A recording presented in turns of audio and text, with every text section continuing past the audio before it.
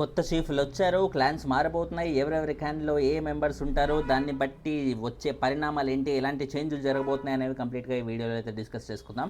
So video మొత్తం చూడండి, skip చేయకుండా. ఓవరాల్ కంప్లీట్ క్లారిటీ అయితే మీకే వచ్చేస్తుంది. ఈ వీడియో ఎండింగ్లో అరే ఇది కరెక్టే కదరా, అది ఇది కూడా కరెక్టే కదరా, అబ్బా భలే ఉందిరా అనే ఫీలింగ్ అయితే మీకు ఖచ్చితంగా వస్తుంది. కాబట్టి స్కిప్ చేయకుండా అయితే చూడండి. దానికి ముందు వీడియోని లైక్ చేసి చూస్తే కొంచెం నేను సంతోషపడతాను, ఎందుకంటే ఈ స్పెషల్ అనాలిసిస్ ఇవన్నీ చేస్తుంటే కొంచెం లైకులు కొడుతుంటే ఆ వీడియోలు ఎక్కువ మందికి రీచ్ అవుతాయి. అప్పుడు మాత్రమే కొంచెం నాకు ఇంకా చేయడానికి ఉత్సాహం ఉంటుంది. ఎనీవే చూసుకుంటే ఫస్ట్ మనకి ఆల్రెడీ నిఖిల్ అనేవాడు చీఫ్ ఉన్నాడు కాబట్టి ఆయన పర్ఫార్మెన్స్ పరంగా చాలా బాగుంది. అండ్ ఆయన క్లాన్లో ఇద్దరే ఉన్నా కూడా, మణికంఠ నిఖిల్ ఆయన ఇద్దరే ఉన్నా కూడా, మిగతా క్లాన్లో 5-6 ఉన్నారు కూడా, వాళ్ళకు కూడా రాని ఒక ఈ అచీవ్మెంట్ వీళ్ళిద్దరికి మాత్రం రాగలిగింది. కాబట్టి నిఖిల్ అచీవ్మెంట్కి అక్కడ నాగార్జున గారు బాగా ఇంప్రెస్ అయిపోయి, అంటే మీంటూసే బిగ్ బాస్ టీమ్ వాళ్ళు చాలా ఇంప్రెస్ అయ్యి నిఖిల్ని అయితే చీఫ్గా కంటిన్యూ చేశారు. మిగతా ఇద్దరిని మాత్రం నిన్నటి ఎపిసోడ్లోనే చీఫ్గా పీకేశారు. సో ఇప్పుడు సండే ఎపిసోడ్లో ఆల్రెడీ అభయ్ని నిన్ననే ఎన్నుకున్నారు కాబట్టి చీఫ్గా అభయ్ క్లాన్లోకి 6, మిగతా 6 ఈయన క్లాన్లో ఉండే. అదే శేఖర్ భాషాకర్ ఎలాగో ఈ వారం ఎలిమినేట్ అవుతున్నారు కాబట్టి ఆయన కూడా వెళ్ళిపోతే హౌస్లో మిగిలిన 12 మెంబర్సే కాబట్టి ఆ 12లో 6 నిఖిల్లో, 6 అభయ్లో ఉంటారన్నమాట. అభయ్తో కలిపి 6, నిఖిల్తో కలిపి 6. సో ఆ పరంగా చూసుకుంటే ఇప్పుడు నిఖిల్ క్లాన్లోకి వచ్చేసి సీత, కిరాక్ సీత, విష్ణుప్రియ, పృథ్వీ, నైనిక అండ్ సోనియా, వీళ్ళ 5 ఉంటారనమాట. అండ్ అభయ్ క్లాన్లోకి వచ్చేసరికి మరో 5, మిగిలిన 5 ఆదిత్యోమ్, మణికంఠ, నబీల్, ప్రేరణ అండ్ యష్మి. మణికంఠ నిఖిల్ టీంలో ఉండేవాళ్ళు ఇప్పుడు మన ఈ టీంలోకి వచ్చేసారన్నమాట. ఆల్రెడీ ఇందాక సెకండ్ ప్రోమోలో కూడా మనకు చూపించారు కదా, చాలా కొత్తగా ట్రై చేద్దాం అనుకుంటున్నారు, ఏంటి ఎలా ఉంటుంది అనేసి. మణికంఠ ఈ కొత్త ఎక్స్పీరియన్స్లు చూడాలనుకోవడం, నేను వీళ్ళకి ఇచ్చిన ఫీడ్బ్యాక్లు వాళ్ళు రిసీవ్ చేసుకుంటున్నారా లేదా టెస్ట్ చేయాలని చూడటం, ఇలాంటివన్నీ చాలా బాగా చేస్తున్నారు. అఫ్కోర్స్ కొన్నిసార్లు అవి బెడ్స్ కొట్టొచ్చు. ఇప్పుడు ఫర్ ఎగ్జాంపుల్ విష్ణుప్రియని ఆమె ఎలా ఉంటుందో చూద్దాం, స్టార్టింగ్లో అన్న ఆమె చేసిన కమెంట్ మిగతా వాళ్ళ మీద చేస్తుందా, ఆ టైప్ ఆఫ్ కామెడీ ఆమె చేస్తుందా లేదా అని విష్ణుప్రియని టెస్ట్ చేయడానికి మాత్రమే 2-3 డేస్ ఆమెతో ఉండడం, ఇలాంటివన్నీ చేయడం అనేది గేమ్ పరంగా ఓకే. బట్ పబ్లిక్లో ఎంత బ్యాడ్ అవుతున్నాడో గుడ్ అవుతున్నాడో అనేది ప్రాపర్గా అనలైజ్ చేసుకుంటే ఆయనకే బెటర్. సో ఓవరాల్గా నిఖిల్ టీంలోకి సీత, విష్ణుప్రియ, పృథ్వీ, సోనియా అండ్ నైనిక ఉంటే, అభయ్ క్లాన్లో యష్మి, మణికంఠ, ప్రేరణ, నబీల్ అండ్ ఆదిత్యం, వీళ్ళ 5 ఉన్నారన్నమాట. 5+5 మెంబర్స్. సో ఇప్పుడు అభయ్ క్లాన్లో చూసుకుంటే టోటల్గా నబీల్ ఆల్రెడీ తన స్ట్రెంత్ అయితే ఆల్రెడీ మొన్న చూసాం సాక్ స్టార్స్లో, ఏ రేంజ్లో తనది కరెక్ట్ ఉన్నా కూడా అవతల రాంగ్ అంటే ఏ రేంజ్లో ఆర్గ్యూ చేస్తాడు, ఎంత గట్టిగా ఆర్గ్యూ చేయగలడు, ఆర్గ్యూయింగ్ పవర్ ఏ రేంజ్లో ఉందని ఆల్రెడీ మనం చూసాం. అండ్ తర్వాత ఈవెన్తో తమ క్లాన్ చీఫ్ అయిన నైనిక పట్టించుకోకపోయినా, ఆమె పెద్దగా సపోర్ట్కి ముందుకు రాలేకపోయినా కూడా నబీల్ మాత్రం అసలు తగ్గకుండా రచ్చ లేపిసి పెట్టాడు. సో అది అందరికీ బాగా నచ్చిన, నబీల్ గురించే అందరికీ ఒక ఫస్ట్ టైం నబిల్ ఆడియన్స్ మైండ్లో రిజిస్టర్ అయిన మూమెంట్ అది. అంటే నబిల్కి నామినేషన్స్లోకి వస్తే ఓట్లు వేయొచ్చురా ఈ కుర్రోడికి కూడా, కొంచెం బాగానే ఫైట్ చేస్తున్నాడు అనే ఫీలింగ్ ఇచ్చిన మూమెంట్ అనమాట. సో తర్వాత మణికంఠ గురించి ప్రత్యేకంగా మనం చెప్పాల్సిన, ఆల్రెడీ న్యూమరస్ టైమ్స్ తన ఫైటింగ్ స్పిరిట్ అనేది చూపించాడు. ఇప్పుడు ఏ పరంగా చూసుకున్నా కూడా కన్సిస్టెంట్గా రైట్ ఫ్రమ్ ద డే 1 తన ఆడియన్స్లో తన ఇమేజ్ని ఎప్పటికప్పుడు రోజుకు ఎపిసోడ్కి పెంచుకుంటూ పోతున్న ఏకైక కంటెస్టెంట్ మణికంఠ అని డౌట్ లేకుండా చెప్పచ్చు. And in fact right from the first episode Sonia and Manikanta ఈక్వల్గా ఆడియన్స్ మైండ్స్లో రిజిస్టర్ అవుతూ కంటెంట్ అనేది జనరేట్ చేస్తున్నారు. బట్ ఫస్ట్ వీక్లో సోనియా జనరేట్ చేసినంత సెకండ్ వీక్లో అసలు ఏమీ లేదు. సెకండ్ వీక్ కంప్లీట్లీ డల్ అయిపోయింది. బట్ మణికంఠ మటుకు అటు ఫస్ట్ వీక్లో సెకండ్ వీక్లో కూడా కంటిన్యూ చేస్తున్నారు కాబట్టి Manikanta no doubt he's on the game. And తర్వాత ప్రేరణ, బాబోయ్ మొన్న సంచాలకుగా కన్ఫ్యూజ్ అయ్యి ఉండొచ్చు, బట్ ఏ రేంజ్ రచ్చ చేసేసింది. కన్ఫ్యూజ్ అయ్యింది అంటే పక్కన ఈ యష్మి వాళ్ళ యష్మి, సోనియా అండ్ పృథ్వీ వీళ్ళు ముగ్గురు కలిసి, యష్మి రాజ్ ఈ ముగ్గురు కలిసి ప్రేరణ ఆ రేంజ్లో కన్ఫ్యూజ్ చేయటం వల్ల ఆ పిల్ల కన్ఫ్యూజ్ అయ్యి వేరే ఆప్షన్ లేక వాళ్ళకి తగినట్టు ఆడాల్సి వచ్చింది. బట్ తన వాయిస్ అనేది గట్టిగా వినిపించిందా లేదా, నో యు గో, నువ్వు అవుట్ అన్నట్టుగా రచ్చ చాలా స్ట్రాంగ్గా మాట్లాడింది. అండ్ తర్వాత యష్మి ఇప్పుడు చీఫ్ కాకపోయినా అది అభయ్ క్లాన్లోకి వెళ్ళింది కాబట్టి అభయ్ బేసిక్గా చాలా నెమ్మదస్తుడు. యష్మి రేంజ్ ఏమంటారు ఆ విలనిజం ఈయన చూపించే క్యాండిడేట్ అసలు కానే కాదు. సో అభయ్ సైలెంట్గా ఉన్నా కూడా యష్మి మాత్రం సైలెంట్గా ఉండే క్యాండిడేట్ కాదు. తను చీఫ్ అయినా, చీఫ్ కాకున్నా కూడా అవతల చీఫ్ చాలా నెమ్మదస్తుడు కాబట్టి ఆయనని ఖచ్చితంగా డామినేట్ చేసి ముందుకెళ్ళే అవకాశమే ఉంటుంది. ఏదైతే మొన్న ఈ ఈమె అమ్మాయి పేరేంటి, ప్రేరణ సంచాలకైనా కూడా ఎవరు పట్టించుకోకుండా అయితే ఎలాగే ఉన్నారో సేమ్ అదే కైండ్ ఆఫ్ ఇది ఇక్కడ కూడా కొనసాగే అవకాశం ఉంది. అబ్బాయిని పట్టించుకోకుండా యష్మి డామినేటింగ్గా ఉండే అవకాశం ఖచ్చితంగా ఉంది. ఆమె చీఫ్ కాకపోయినా కూడా, కేవలం క్లాన్లో ఒక మెంబర్ అయినా కూడా. అండ్ తర్వాత ఆదిత్యోమ్, ఆయన ఎప్పటిలాగే చాలా నెమ్మదస్తుడు. ఇంకా ఆయన ప్రత్యేకంగా ఆయనని ఎంత చెప్పినా ఏం చేసినా కూడా నేను ఇంతే కావాలంటే ఉంటా, పొమ్మంటే పోతా, అంతకుమించి నన్నేమి అడగండి చేయకండి అన్నట్టుగా ఆయన సింపుల్గా మడి కట్టేసుకొని కూర్చేసుకున్నాడు అనమాట. సో ఆదిత్యోమ్ తప్పితే ఇప్పుడు అభయ్ క్లాన్లో వీక్ ఉన్న వాళ్ళు ఎవరు లేరు. ఎక్స్ట్రీమ్లీ స్ట్రాంగ్ నబీల్, మణికంఠ, ప్రేరణ, యష్మి, నలుగురు స్ట్రాంగ్ ఉన్న మెంబర్స్ ఆయన క్లాన్లో ఉన్నారు.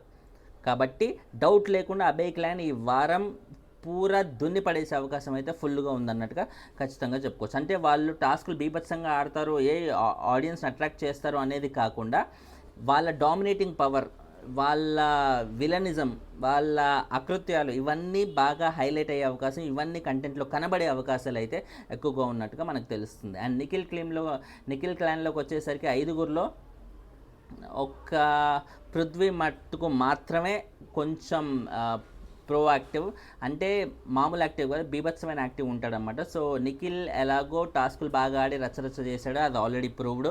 సో పృథ్వీ కూడా అదే రేంజ్లో ఆడి బీభత్సంగా మనుషుల మీద ఫిజికల్ అయ్యే అవకాశాలు కూడా ఉన్నాయి. సో ఇప్పుడు యష్మి ఒక క్లాన్లో, పృథ్వీ ఒక క్లాన్లో, 2 డిఫరెంట్ క్లాన్స్లో ఉన్నారు కాబట్టి మేబీ ఇప్పుడు యష్మికి అంత సపోర్ట్ రాకపోవచ్చు, పృథ్వీ లేడు కాబట్టి, అండ్ పృథ్వీకి అంత సపోర్ట్ రాకపోవచ్చు, యష్మి లేదు కాబట్టి. కానీ వాళ్ళిద్దరికీ ఇండివిజువల్ పవర్ అనేది ఉంది కాబట్టి ఆ ఇండివిజువల్ పవర్తోనే వాళ్ళు ఎంతకంత అంతకి వెళ్ళే అవకాశం అయితే ఉంది. బట్ నాగార్జున గారు ఇచ్చిన ఫీడ్బ్యాక్ వాళ్ళు నిజంగా మైండ్కి తీసుకొని, హార్ట్కి తీసుకొని, తద్వారా వాళ్ళని వాళ్ళు మార్చుకుంటే ఓకే, లేదంటే ఇలాగే కొనసాగితే మటుకు ఇక వాళ్ళని ఎవరు కాపాడే అవకాశం అయితే ఉండదు. సో అటు నిఖిల్ అండ్ పృథ్వీ, నిఖిల్ క్లాన్లో కేవలం లాస్ట్ టైం ఎలాగైతే నిఖిల్ క్లాన్లో మణికంఠ ఒక్కడే ఉండి ఆయన మాత్రమే స్ట్రాంగ్ ఉన్నాడో, ఇక్కడ నిఖిల్ క్లాన్లో ప్రస్తుతానికి 5గురు ఉన్నా కూడా లాస్ట్ టైం ఒక్కడుంటే ఆ ఒక్కడు స్ట్రాంగ్ వ్యక్తే ఉన్నాడు. ఈసారి 5గురు ఉన్నా 5గురిలో ఒక్కడే స్ట్రాంగ్, అది కూడా పృథ్వీ అనమాట. సో ఇప్పుడు పృథ్వీ కాకుండా మిగిలిన వాళ్ళు, సీత టాస్కులు బాగా ఆడుతుంది, బట్ బీభత్సమైన ఇట్లా కాన్వర్జేషన్ చేసి రచ్చలేపే కంటెస్టెంట్ ఏం కాదు. విష్ణు టాస్కులు సోసోగా అన్నట్టుగా ఉన్నా కూడా తను ఆర్గ్యూయింగ్ స్కిల్స్ కూడా కరెక్ట్ పాయింట్ పెట్టి ఆర్గ్యూ చేసే కెపాసిటీ విష్ణుకి లేదని చెప్పాలి కంపారిటివ్లీ. ఎందుకంటే తను బేసిక్గా కన్ఫ్యూజింగ్ మెంటాలిటీ ఎక్కువ. తను ఎగ్జాక్ట్ పాయింట్ మాట్లాడే కంటే కూడా అవతల ప్రాపర్ పాయింట్ మాట్లాడితే ఓకే ఓకే ఫైన్, సరే నాదే తప్పేమో అన్నట్టుగా అనేస్తుంది. కానీ అంత ఆర్గ్యూయింగ్ స్కిల్స్ అయితే అమ్మాయికి లేవు. అండ్ ఆ అమ్మాయి చెప్పింది కదా, నాకు గ్రాస్పింగ్ పవర్ అంత లేదు, నాకు కొంచెం మైండ్కి నత్తి అది ఇది అనేసి. సో అమ్మాయి మీద అంత నమ్మకం పెట్టుకునే పరిస్థితి లేదు. తర్వాత సోనియా, ఫస్ట్ వీక్లో ఉన్న సోనియా ఆల్మోస్ట్ అక్కడ శిఖరం మీద ఉంది. ఆ శిఖరం మీదకి సెకండ్ వీక్ స్టార్టింగ్లోనే టపి మన కింద పడిపోయింది. కాబట్టి ఇప్పుడు సోనియా మీద ఎలాంటి నమ్మకాలు పెట్టుకునే ఆ కెపాసిటీ లేదు తను. కాబట్టి Sonia she will fall down అన్నట్టుగా, తను కూడా అంత బూస్ట్ అయితే ఇవ్వలేదు. ప్రోమోలో చూసుకుంటే నిఖిల్ క్లాన్లో ఉండాలని ఉంది అన్నట్టుగా తను కోరికతో అది తను కోరికతో అయితే వచ్చింది. అటు నిఖిల్ కూడా చాలా ఎగ్జైటింగ్గానే చూస్తున్నాడు. సోనియా మాట్లాడుతుంటే, సోనియా ఏదైనా కమెంట్ చేసిన నిఖిల్ని మాటికి చూపిస్తున్నారు చూసారా.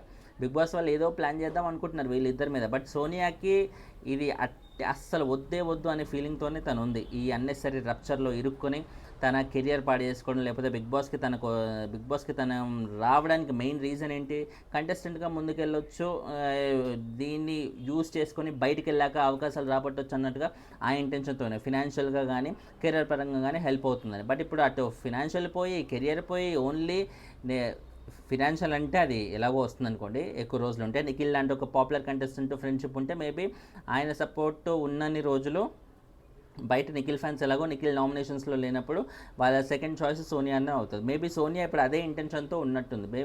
మ్యాక్సిమం అయితే సోనియా అట్లా ఒకరి మీద డిపెండ్ అయ్యి వాళ్ళ ద్వారా ఓట్లు రాబట్టుకోవాలనే కంటెస్టెంట్ కాదు.